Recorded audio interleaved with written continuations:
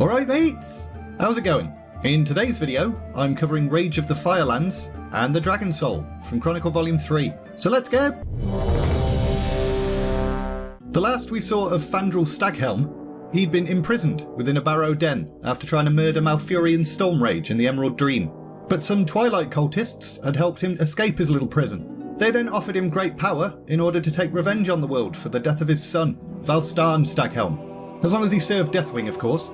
Fandral was still pretty bummed out about losing his son, and he'd discovered that resurrecting him was impossible, which only made his mind and soul darker. He basically just wanted to watch the world burn now, and the Twilight's hammer gave him the means to do that. So Ragnaros himself remade Fandral in flames, and the Night Elf became disfigured and fiery, and he now had command over the element of fire as well, like some kind of Druid shaman. He became Ragnaros' foremost lieutenant, and the first Druid of the Flame. Fandral then recruited others, mostly peeps who were disillusioned with the Cenarian Circle, and they all became fiery as well. Anyway, these Druids of the Flame ambushed Thrall near Hyjal's summit. They used the Orc's shamanic powers against him, shattering his spirit into pieces and hurling them across the elemental plane. Each sundered portion of his essence embodied one of his raw emotions: self-doubt, desire, patience, and hatred. And a lot of folks just kinda assumed Thrall was dead now, but not Agra. She wasn't about to abandon the Orcs she loved. So she convinced members of the Horde and Alliance to seek out Thrall's fractured spirit, and together, they did. And they made him whole again. So that was easy. And whilst this was going on, Malfurion rallied Hyjal's defenders in a massive counterattack against the Fire Elementals. They managed to drive Ragnaros' army back into the Firelands, but they didn't rest on their laurels this time.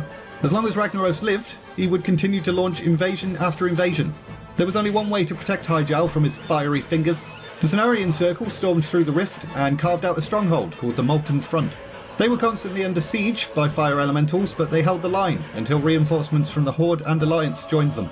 Slowly they pushed further into the Firelands until they reached Sulfuron Keep, which is where Ragnaros poops and sleeps and eats and stuff.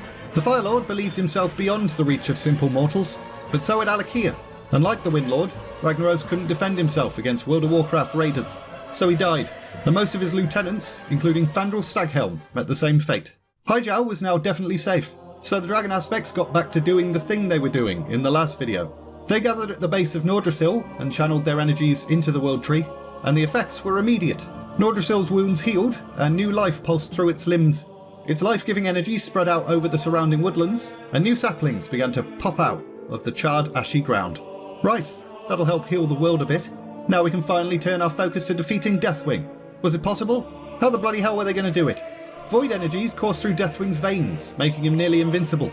If the Dragon Aspects wanted to defeat him, they were going to need to unmake him, and it was Kalagos who suggested a way to do that. They could combine their powers and amplify them through a specific artifact that was specially crafted to contain their energies. The Orcs called this artifact the Demon Soul, but to them, it was known as the Dragon Soul. The other aspects were immediately like, "You what, mate?" Not only was the Dragon Soul the thing that had weakened them in the first place, it was also enchanted, meaning no dragon could even touch it without extremely painful and possibly fatal consequences. But Kalagos had already thought of that. Thrall's not a dragon though, is he? Plus, he can infuse the element of Earth into the artifact, which would make Deathwing a little bit more vulnerable to its power. The Blue Dragon Aspect's logic was sound, but there was still one problem. The Dragon Soul was destroyed by Ronin during the Second War, so unless somebody had a time machine or something... Wait. Nosdormu realised where this was going and was like, nope. For him, retrieving the Dragon Soul went against the purpose of his very existence. His duty was to protect the sanctity of the Timeways, not play silly buggers with them. But, after a bit of soul searching, he realised that venturing into the past was the world's only hope for a future. So Nosdormu explained that retrieving the Dragon Soul from the past would cause disruptions in the Timeways. To stop that from becoming a big problem, they'll need to return the artifact back to the past after they've used it. Everybody nodded and giggled to themselves because this was getting more and more like Avengers Endgame by the second. The first real step to claiming the artifact was to break the Infinite Dragonflight's control of the Timeways, which meant facing Morazond. Nosdormu felt like he wasn't strong enough to do this alone though, so he was going to need some Horde champions or something to help him. So they went ahead and did that. Nosdormu and his Horde champions head to a future where Morazond and his Infinite Dragonflight had twisted reality beyond all recognition. The Bronze Aspect faced off against his shadowy self, and was ultimately victorious. But his victory was bittersweet.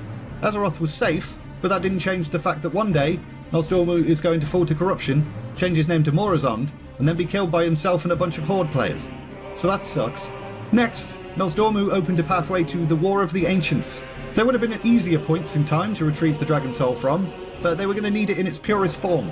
And it was purest not long after Deathwing had originally crafted it, and convinced his kin to infuse it with their energies. And this time, to ensure balance and keep everyone happy, it was heroes from the Alliance that volunteered to help. Alongside Nosdormu, they ventured into the broken battlefields, narrowly avoiding becoming victims of the war themselves. Surrounded by demons and Felfire and stuff, they recovered the Dragon Soul and returned it to the present. With the artifact now in their possession, the Dragon Aspects head back to Wyrmrest Temple, with Thrall tagging along as well. It was time to infuse this bad boy with their combined might, and Thrall's shamanic power.